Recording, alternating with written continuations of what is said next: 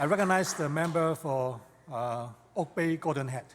Thank you, Honourable Speaker. It gives me great pleasure to stand and rise in support of Bill 40, the Natural Gas Development Statutes Amendment Act, which, as has been mentioned already by several members, both on opposition and in government, that is really an amalgamation of two bills that reflect the two separate mandates of the minister involved in housing and natural gas.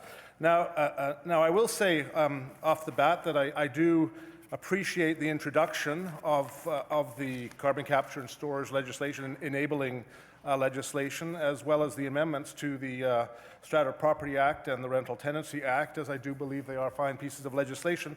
But there is, again, the devil will be in the details, and I will explore that further, Honourable Speaker, in committee stage of this the debate. I would also like to thank, Honourable Speaker, at the onset here, the ministry staff for providing us, my office, and in collaboration, and at the same time as the member from Delta South's office and her staff, a very fine briefing that allowed us to ask very many questions to gain insight as to the intentions of this legislation. Now, Honourable Speaker, as I've mentioned, I do recognize the importance of carbon capture and storage enabling legislation. My concern, Honourable Speaker, with this is not so much that enabling legislation is being introduced, but it's being introduced in the under the purview of the Oil and Gas Commission. And let me please explain why I would do that. Now, there's two aspects to carbon capture and storage, Honourable Speaker. There's the aspects with respect to capture and storage from what's called geological carbon. That's carbon that's contained in our fossil fuels. The combustion of coal, the combustion of natural gas produces carbon dioxide, and that carbon dioxide, it's been thought, and has in some jurisdictions, been stored underground. BC, Honourable Speaker, has a rich history of capture and storage in the sour gas component of the natural gas industry. So there is some expertise here in British Columbia already in terms of underground gas storage.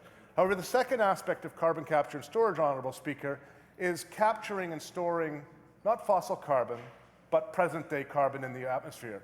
Honourable Speaker, we have in Canada a company that's developed under the intellectual leadership and scientific analyses and studies of David Keith, now at Harvard University, formerly at the University of Calgary. This company, called Carbon Engineering, has actually built its very first test site in Squamish, BC, Honourable Speaker, to capture and sequester carbon that's already in the atmosphere. Now, Honourable Speaker, this is an example of innovation in British Columbia that I haven't heard anything about from the opposite side. This is an example of innovation in the carbon capture technology that actually is what we do need to go down sooner than later. That is, drawing down carbon from the atmosphere that's already there, because the climate change in store, as we equilibrate to existing levels of greenhouse gases, will be profound. So this technology, embedded within the company Carbon Engineering, and situated in Squamish now with their first test facility, is fascinating in that what it does, Honourable Speaker, is it brings in air from the atmosphere. It then takes that air and mixes it so that you get out of that a liquid product that then reacts with solid products to create calcium carbonate. So the carbon dioxide is now stored in this so-called wet phase in these little pellets. These pellets are then heated, and the pellets can then be recycled to create more calcium carbonate. And in that heating process, you produce a stream of pure carbon dioxide. Now, that carbon dioxide, which is a pure stream, originated in the atmosphere and can be stored in carbon capture and storage. Now, Honourable Speaker, I believe that this government should be putting this legislation not in oil and gas, but in the Environment Ministry. We have no hope of any realistic LNG coming to BC anytime soon. Now, I've been saying that for over 3 years now, Honourable Speaker, and I'm still waiting to eat my words, as the Minister of Natural Gas has said I will be doing. I notice he's not listening right now, but I would love to be in a position of eating my words. I'm still not eating them, and let me quote you about a news release that was issued yesterday on Bloomberg, a news story from the Goldman Sachs Group. which says the following: a wave of new supply from Australia to the US is deepening a glut of the fuel, raising the risk of losses for exporters and prompting some buyers to look at breaking contracts with suppliers. Honourable Speaker, those are existing contracts. They forecast, Goldman Sachs, not a kind of a fly-by-night organization. Goldman Sachs has forecast a 13% drop in LNG prices in 2017, a further 23% drop in 2018, and Honourable Speaker, the US starts shipping LNG in January of 2016. We have no hope, Honourable Speaker, yet this government is pursuing carbon capture in the oil and gas sector and is missing out critical opportunities in the innovative carbon capture sector with a Canadian company, a Calgary company, that's first test plant anywhere in the world where this has been done is in Squamish, BC.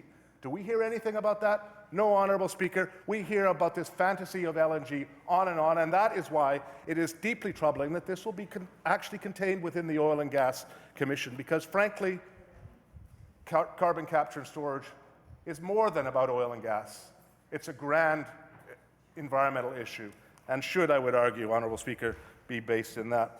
Honourable Speaker, the spot price in Japan, the much-touted, soon-to-become market for all of BC's gas, is for $6.13 in 2016 compared to $7.49.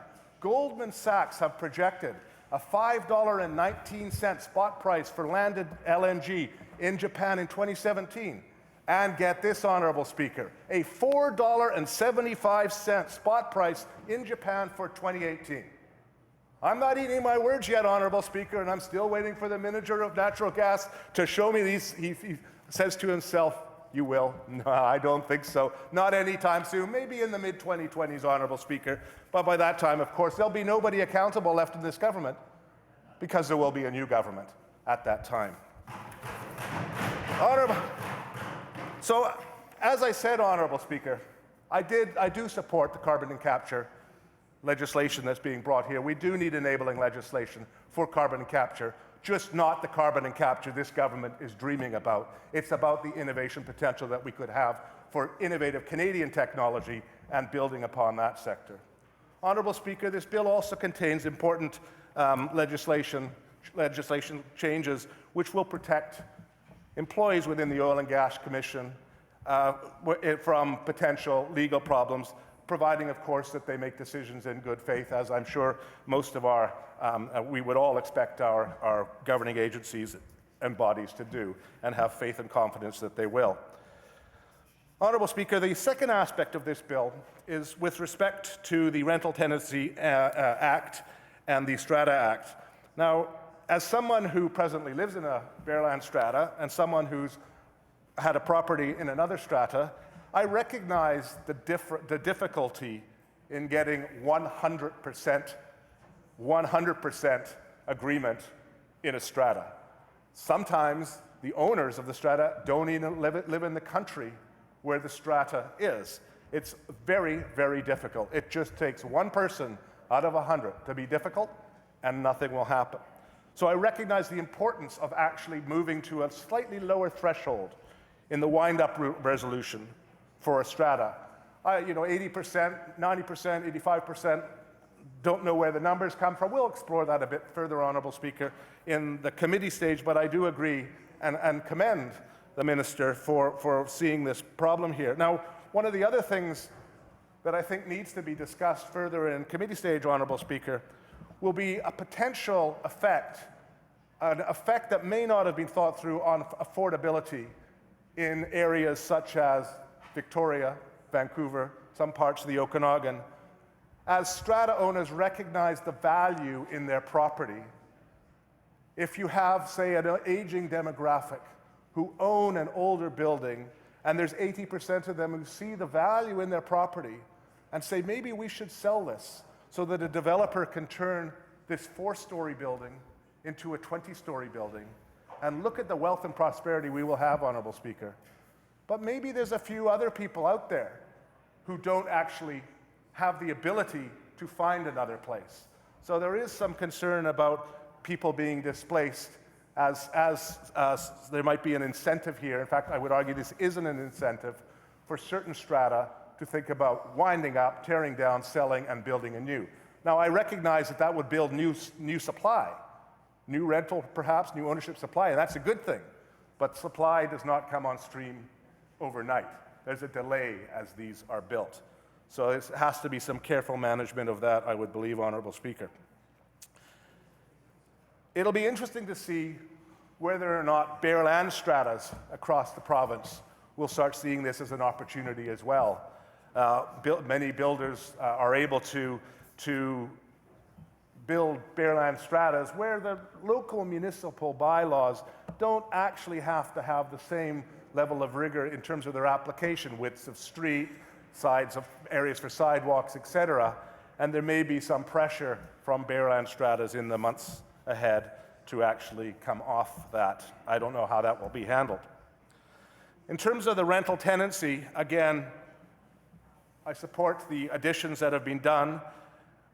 I think it's critical, in fact, to allow those who are fleeing, for example, a violent relationship, those who become very ill all of a sudden and can no longer be in their residence that they're at, to have a means and a ways through consultation and approval by some registered or some authority, which we'll explore further in regulations, I'm sure.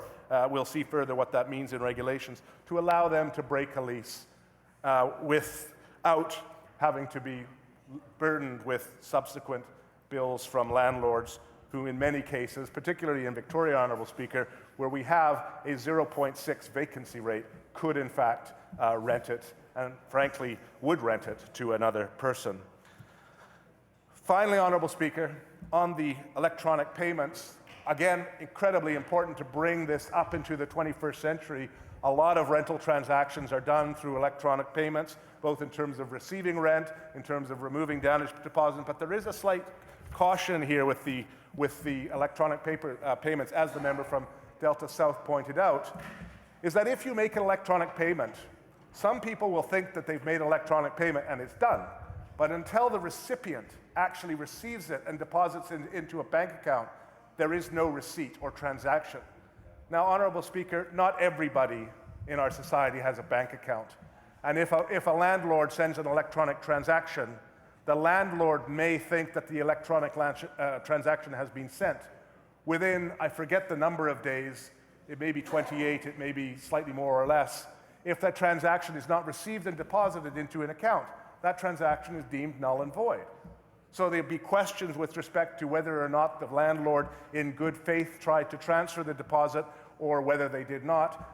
This is particularly problematic, Honourable Speaker, with landlords who may not live in the same jurisdiction as the house that is being rented, where electronic transfers are quite common. But with that said, Honourable Speaker, with the caveats aside, I do support this legislation and look forward to exploring it further in committee stage, and I thank the Speaker and members for their time.